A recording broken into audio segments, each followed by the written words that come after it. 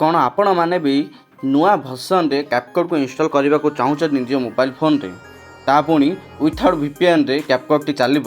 ତ କେମିତି ଇନଷ୍ଟଲ୍ କରିବେ, କ'ଣ ରହିଛି ସେ ପ୍ରୋସେସ୍ ଜାଣିବା ପାଇଁ ଭିଡ଼ିଓକୁ ଲାଷ୍ଟ ପର୍ଯ୍ୟନ୍ତ ନିଶ୍ଚିତ ଭାବେ ଦେଖନ୍ତୁ। ଆଜିର ଏ ଭିଡ଼ିଓରେ ମୁଁ ଆପଣମାନଙ୍କୁ କହିବି କି ଆପଣମାନେ ଲେଟେଷ୍ଟ ଭର୍ସନରେ କ୍ୟାପକଟ୍କୁ କିପରି ନିଜ ମୋବାଇଲ ଫୋନ୍ରେ ଅତି ସହଜରେ ଇନଷ୍ଟଲ୍ କରିପାରିବେ। ତ ଚାଲନ୍ତୁ ସମୟ ନଷ୍ଟ ନ କରି ଭିଡ଼ିଓକୁ ଷ୍ଟାର୍ଟ କରିନେବା। ଏବେ ନୂଆ ଭର୍ସନରେ ନୂଆ କ୍ୟାପକଟ୍କୁ ଇନଷ୍ଟଲ୍ କରିବା ପାଇଁ ଆପଣମାନଙ୍କୁ ନିଜ ମୋବାଇଲ ଫୋନ୍ରେ ଥିବା କ୍ରୋମ୍ ବ୍ରାଉଜରକୁ ଚାଲିଯିବାକୁ ପଡ଼ିବ।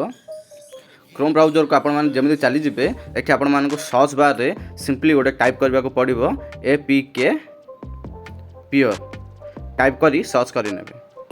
ଆପଣମାନେ APK Pure ଲେଖିକରି ଯେପରି ସର୍ଚ୍ଚ କରିଦେଉଛନ୍ତି, ଆପଣମାନଙ୍କୁ ଗୋଟେ ପେଜ୍ ଖୋଲିକରି ପଳେଇ ଆସି ଉପରେ ହିଁ ଆପଣମାନଙ୍କୁ apkpure.netର ଅଫିସିଆଲ୍ ୱେବସାଇଟ୍ଟି ମିଳିଯିବ। ଆପଣମାନେ ସିମ୍ପଲି ଏହି ୱେବସାଇଟ୍ ଉପରେ କ୍ଲିକ୍ କରିନେବେ। ୱେବସାଇଟ୍ ଉପରେ ଆପଣମାନେ ଯେମିତି କ୍ଲିକ୍ କରିଦେଉଛନ୍ତି, ତା'ର ୱେବସାଇଟ୍ର ହୋମ୍ ପେଜ୍ଟି ଏହିପରି ଆପଣମାନଙ୍କୁ ଶୋ କରି ନେବ। ଏଠି ଆପଣମାନେ ଯେକୌଣସି ମୋଡ୍ ଆପ୍ଲିକେସନ୍କୁ ଇନଷ୍ଟଲ୍ କରିପାରିବେ।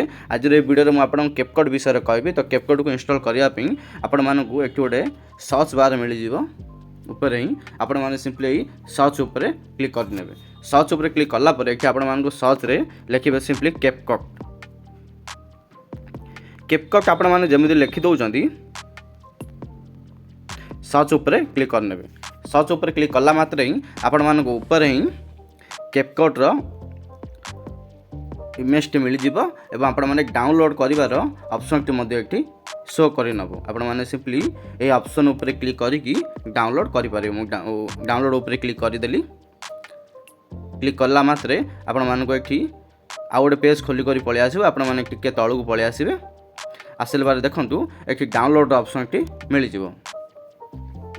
ଆପଣମାନେ ଯଦି ଓଲ୍ଡ ଭର୍ସନକୁ ଡାଉନଲୋଡ଼୍ କରିବା ପାଇଁ ଚାହୁଁଛନ୍ତି, ତ ତା'ର ଓଲ୍ଡ ଭର୍ସନକୁ ମଧ୍ୟ ଏଠି ଅପସନ୍ ମିଳିଯାଉଛି ଡାଉନଲୋଡ଼୍ କରିବାର। ଆପଣ ଯେକୌଣସି ଭର୍ସନକୁ ମଧ୍ୟ ଏଠି ଡାଉନଲୋଡ଼୍ କରିପାରିବେ। ମୁଁ ଲେଟେଷ୍ଟ ଭର୍ସନ୍ ଉପରେ କହିଦେଉଛି। ଲେଟେଷ୍ଟ ଭର୍ସନ୍ କରିବା ପାଇଁ ଆପଣ ଏଠି ଗୋଟେ ଦୁଇଟି ଅପସନ୍ ମିଳିଯିବ। ତଳ ଅପସନ୍ ଉପରେ ଆପଣ ଯେମିତି କ୍ଲିକ୍ କରିଦେଉଛନ୍ତି, ଆପଣଙ୍କ ଆପ୍ଲିକେସନ୍ଟି ଏଠି ଡାଉନଲୋଡ଼୍ ହୋଇଯିବ।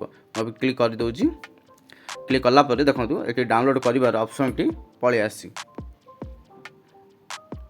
ତ এই ଅପସନ୍ ଉପରେ ଆପଣମାନେ ଯେମିତି କ୍ଲିକ୍ କରିଦେଉଛନ୍ତି, ଉପରେ ଆପଣମାନଙ୍କ ଡାଉନଲୋଡ଼୍ ଅପସନ୍ଟି ଶୋ ହୋଇଯିବ। ଦେଖନ୍ତୁ ଏହିପରି ଭାବରେ ଆପଣମାନଙ୍କ ଡାଉନଲୋଡ଼୍ ଷ୍ଟାର୍ଟ ହୋଇଯାଇଛି। ଆପଣମାନେ ସିମ୍ପଲି ଡାଉନଲୋଡ଼୍ କରି ଇନଷ୍ଟଲ୍ କରିକି ସବୁକିଛି ଅପସନ୍ ଆପଣମାନେ ଏଠି ମିଳିଯିବ। ଆପଣମାନେ ସିମ୍ପଲି ୟୁଜ୍ କରିପାରିବେ।